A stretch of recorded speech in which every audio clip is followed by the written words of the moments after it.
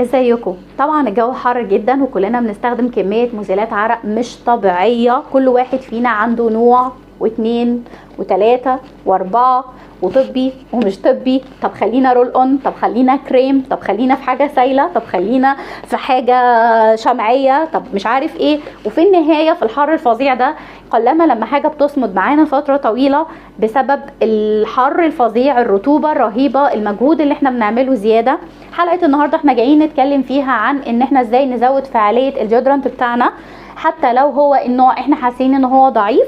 فاحنا هنقول كام خطوة كده هنعملهم مع بعض. الخطوات دي لو عملناها هتزود معانا فعالية الرول اون بتاعنا مهما كان نوعه، والهدف من ده ان احنا ما نبقاش حاسين ان احنا متضايقين واحنا بره. لان الرول اون مثلا الايفكت بتاعه ما بيكملش معاكي طول اليوم وانتي في الشغل، او بتحسي ان لا انا محتاجه ان انا اجدده. كام خطوه هنعملهم، مجرد ما هتعمليهم وهتطبقيهم عايزاكي ترجعي تكتبي لي في الفيديو ايه الاخبار بعد ما نفذتيهم.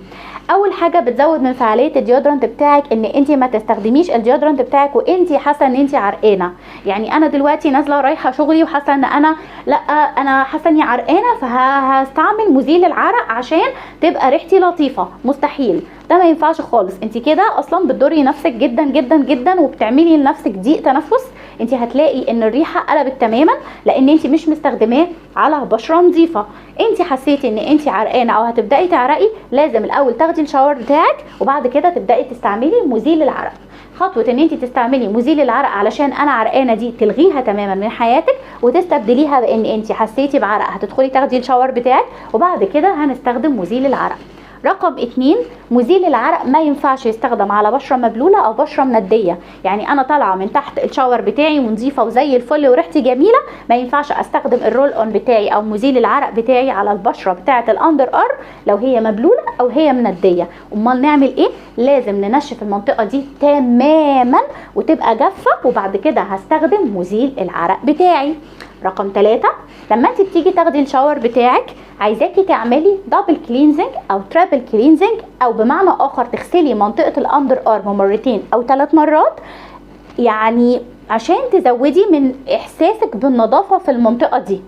هعمله ازاي الدبل كلينزنج او ترابل كلينزنج ده؟ انت ببساطه هتستخدمي نوعين شاور او تستخدمي شاور وصابون.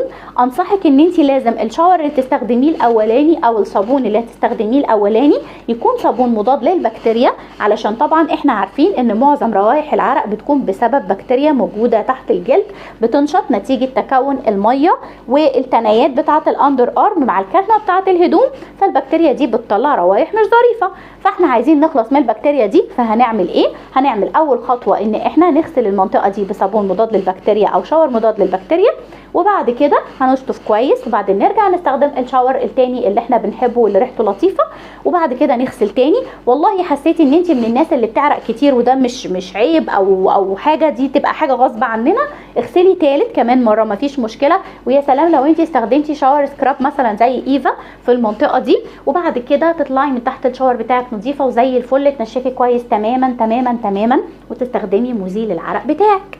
رقم 4، ان انت لما تيجي تستخدمي مزيل العرق استخدميه بالليل. احنا كده كده قبل ما ننام بناخد شاور، بنظبط كده نفسنا عشان نتهيأ للنوم الجميل. لما تاخدي الشاور بتاعك بالليل استخدمي مزيل العرق. ما تقوليش انا خلاص نضيفه لما اصحى الصبح هستخدمه، لا، جربي اسمعي اللي انا بقولك عليه.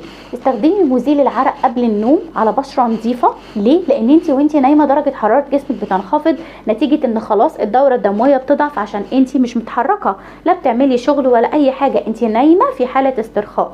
ساعتها هتلاقي ان مزيل العرق امتصاصه بيبقى اسرع، بيوصل للغدد العرقيه بسهوله، الايفكت بتاعه بيبقى جميل، بيشتغل معاكي طول الليل، هتقومي فريش. ولو انت من الناس اللي مش بتعرق اصلا كتير مش هتحتاجي تستخدمي تاني مزيل عرق وانت نازله الشغل بتاعك.